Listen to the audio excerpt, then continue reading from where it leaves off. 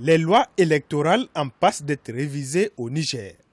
Un arrêté du ministre nigérien de l'Intérieur a créé le 14 octobre 2016 un comité élargi de 18 membres chargé de la révision des lois électorales. Selon les initiateurs de la révision des textes, certaines dispositions de la Constitution et du Code électoral sont obsolètes et inadaptées. On a toujours eu un seul code électoral.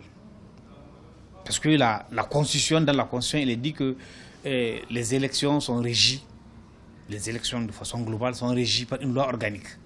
Et on fait une loi organique qui est le code électoral. Alors aujourd'hui, le comité doit réviser certaines dispositions de la Constitution pour qu'au finish, qu'on ait une seule loi électorale qui va être le code électoral.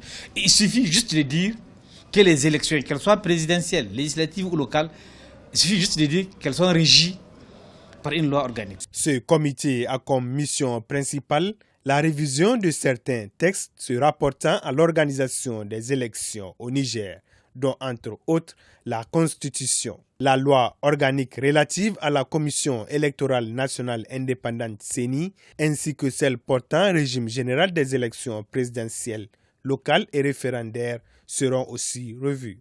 Certains observateurs de la scène politique nigérienne estiment que ce processus ne vise qu'à faire passer le pays d'un régime semi-présidentiel à un régime présidentiel. Dans pratiquement tous les pays où les socialistes sont au pouvoir, quand vous prenez le cas de la Côte d'Ivoire, la Constitution est en train d'être révisée. Quand vous prenez le cas du Sénégal, quand vous prenez le cas du Congo, etc., le Niger ne se soustrait pas à cette logique-là. On comprend bien la volonté de nos chefs d'État à vouloir triturer les constitutions.